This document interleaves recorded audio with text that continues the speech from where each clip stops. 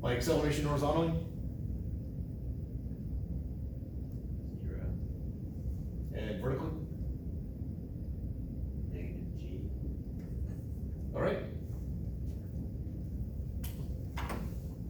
All the pieces are in place. It's just a matter of algebra and hoping we don't go down the wrong path.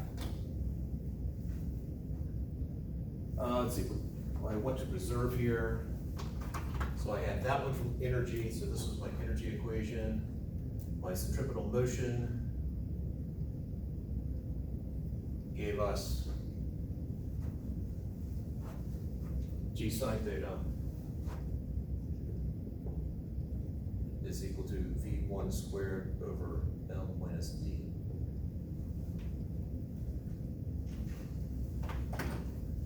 And now our projectile motion gives us, all right, I'm gonna erase this.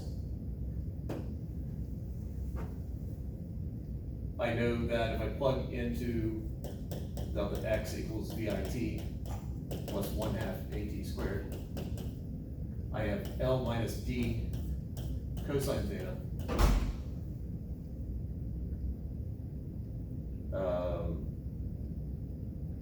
equals V1 sine theta time plus 0 and negative L minus D sine theta is equal to V1 cosine theta T minus 1/2 GT squared.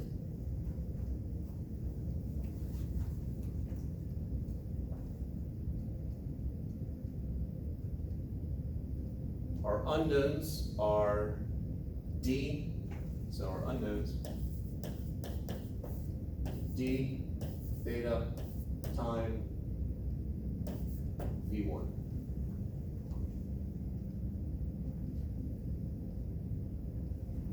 Four unknowns, four equations. It's as simple as that.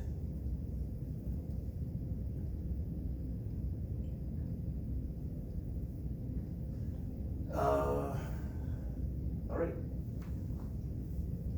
Questions up to here before we start throwing the alphabet up onto the board?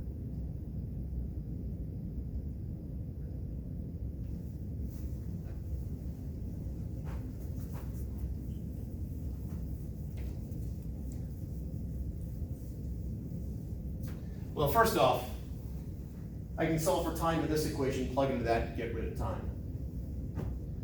So L minus D keeps showing up. Let's shorten our writing here. I'm going to make Q equal to L minus D, just as a temporary measure.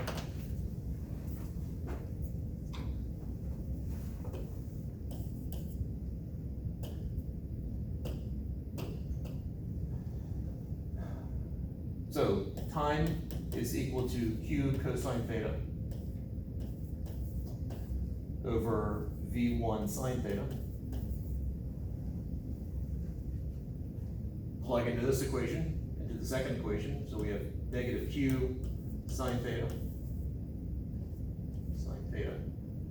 equals V1 cosine theta times Q cosine theta over V1 sine theta minus 1/2 G times that time squared. So Q cosine theta over V1 sine theta squared. We've gotten rid of one unknown. Let's see, ultimately I need to solve for, I don't know theta. That's a V1 there. Well, let's cancel out what we can. V1 cancels out. Gonna get rid of one of the Q's. Ah, all right. So we got one there, and one there. So I got negative sine theta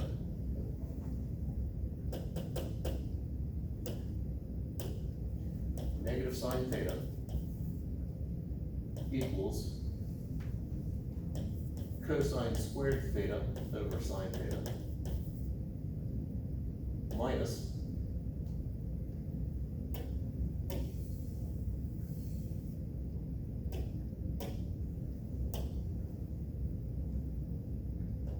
GQ cosine squared theta over 2V1 squared sine squared theta.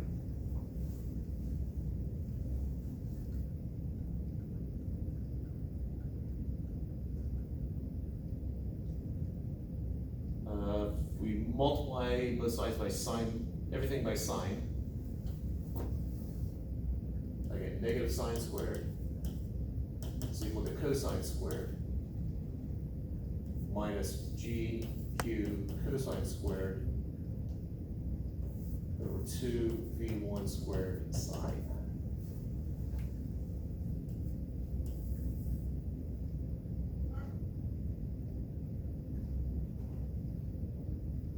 Okay, simplifying.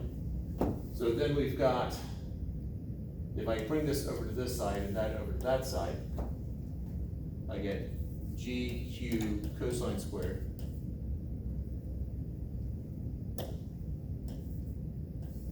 over 2V1 squared sine equals sine squared plus cosine squared, which is 1.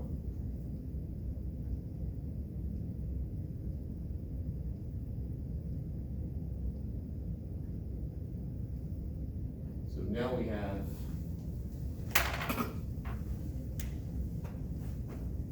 if that's equal to 1, so I have GQ cosine squared theta equals 2V1 squared sine theta.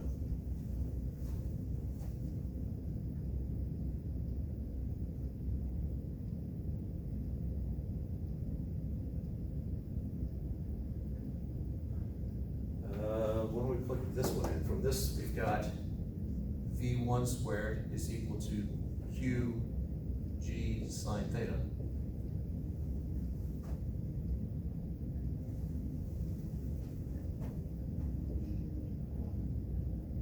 So I got GQ cosine squared theta is equal to 2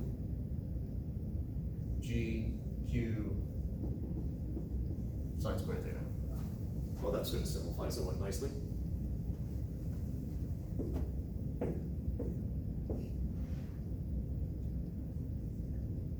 Tangent squared of theta is equal to 1/2.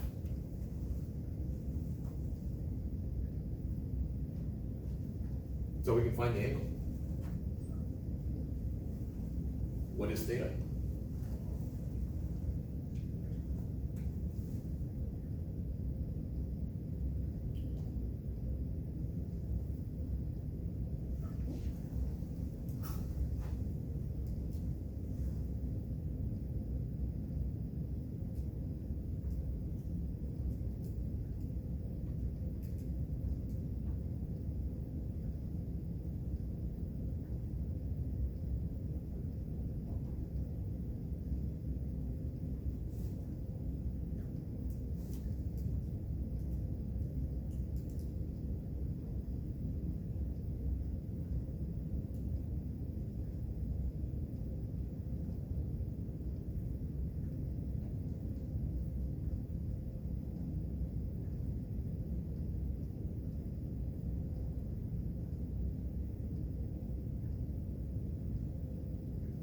Square root both sides first? Yes.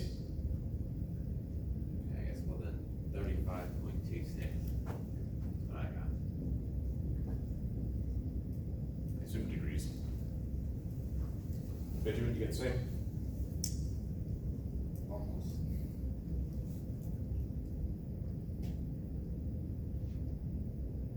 Should be the arctan of square root of 1/2. Which is square root 2 over 2. Yes. Yeah, so 35.26.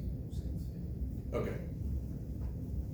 All right. right, so now know the angle. Let's see what we're down to in terms of unknowns. We're still trying to find the relationship between D and L. Once I have theta, we don't know D, we don't know V1. Two unknowns. I need some equations here. I will say, if memory serves me correctly, this is a different path than I did the last time. I just remember the first time I solved this, I did it the long way.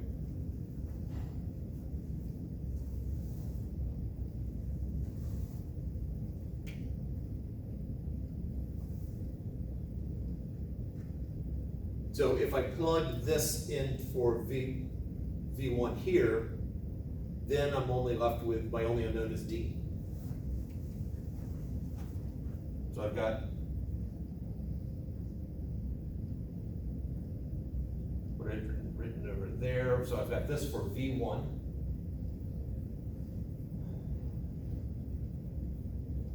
I'm plugging that into here, it's slightly different than what I did on the board over there. So 1/2 times the 2 is going to cancel out. I'm left with, oh, wait a second. Oh, yeah, if I plug that into here, I'm going to get the incredibly insightful 0 equals 0, because I got this from here. These are not independent. So let's plug in here. So I got 2 GD minus 2 GQ sine theta equals GQ sine theta. So GD minus, that's V1 squared, okay. G's go away, so we should get the same answer, no matter what planet we're on.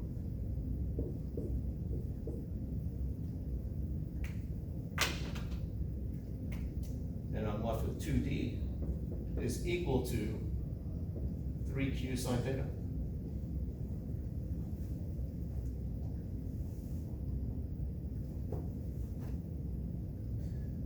So that leaves us with 2D over 3Q is equal to the sine of 35.26 degrees.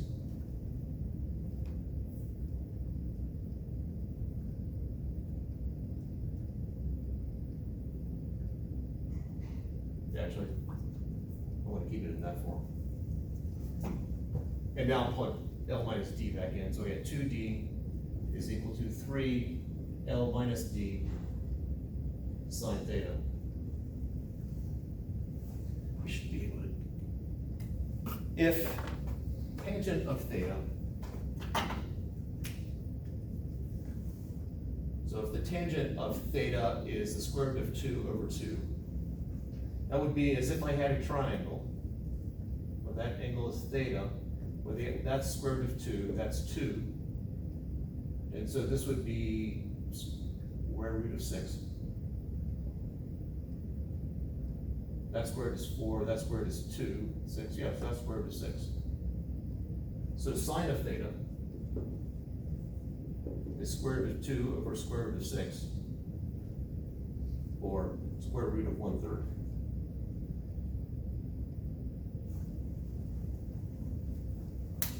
I'm assuming that if there's a mistake, someone will point it out. Questions? You want to verify that the sine of 35.26 degrees is square root of 1/3? I got it. Not in a radical form, it's 0.577. Yeah. All right, got it. And I assume that Close. if you squared that 0.57, whatever, that it comes out to 0.33 something. Yep. Okay, all right. Feeling good? Something that's being done right. Whether we get the right final answer or not, we'll find out in just a moment. Oh. All right. So now I have 2D equals 3L sine theta minus 2d sine theta, which is 2d plus, bringing that over, 2d square root of 1/3 is equal to 3l square root of 1/3.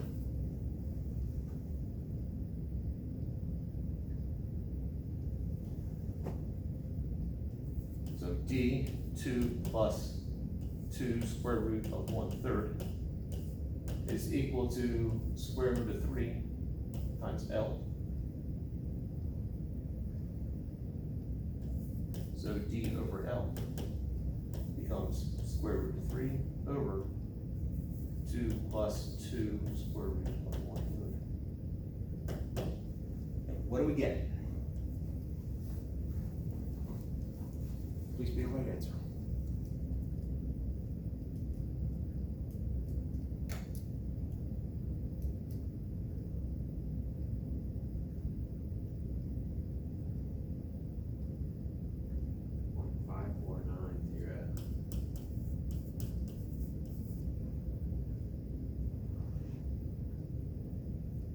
Waiting for confirmation. All right, so if we know the length, if we multiply times that, we should have the distance d.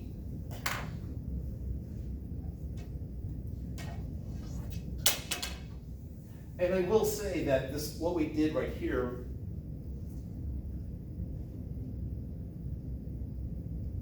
was easier than well, definitely the first way I did it, and the second way I did it, and it makes me wonder if there's a mistake somewhere, but let's have faith. All right, so L is, because that's spinning from the middle of this. I'm gonna go to the middle of the mass. So 73.5 centimeters.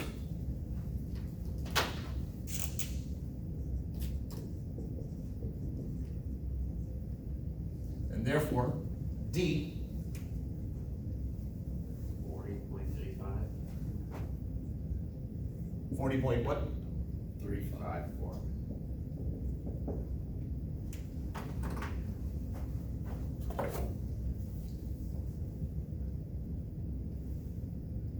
.40.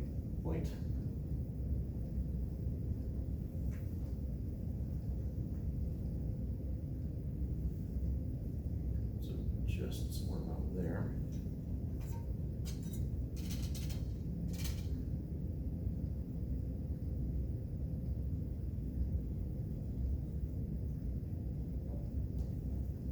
And doing precise measurements.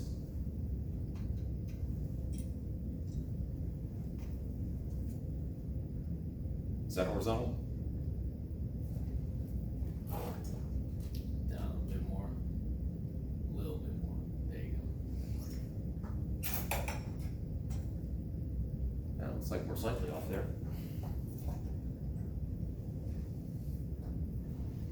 At least it didn't wrap around more than once.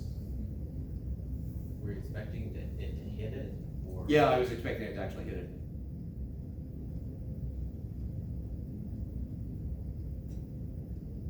Yeah, somewhere we're off a little bit.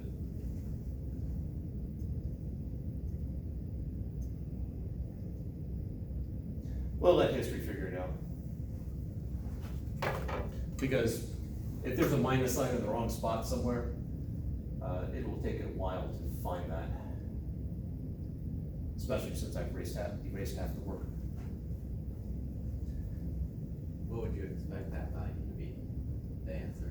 I was thinking it was 0.4 something from like I'm going off of memory. I was trying to see if I had the solution worked out here in a different method.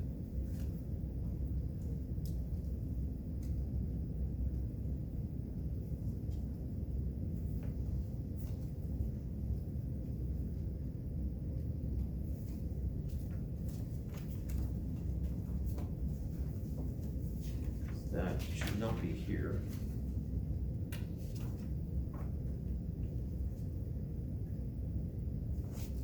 That's the air resistance. That's Kevlar.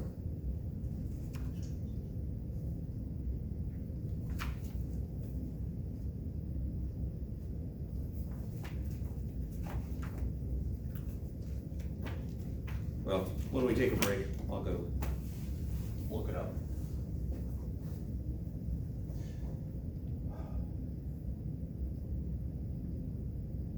All right.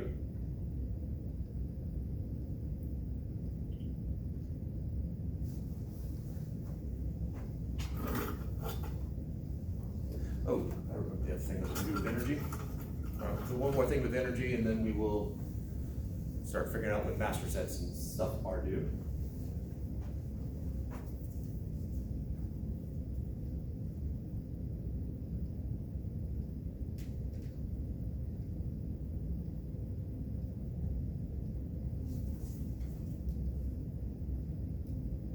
Would this be chapter 8? 8 and 9. It's one of those things where I sort of blur them together.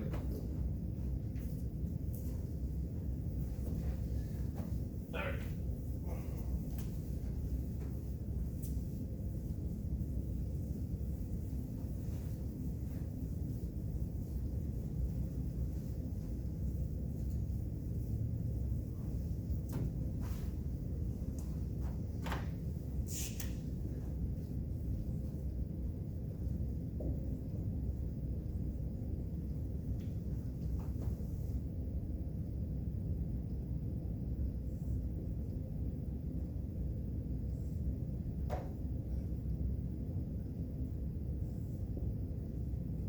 So I have an object that is basically moving away from some planet.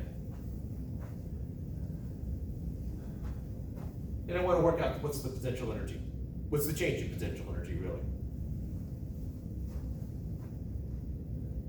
I know that as this object is moving from here to here, what are all the forces acting on it? Force due to gravity Acting, towards the center of the planet. all right. So I got what force due to gravity here, and there's a force due to gravity there. I don't really care about that one. That's the one I'm concerned with. Anything else?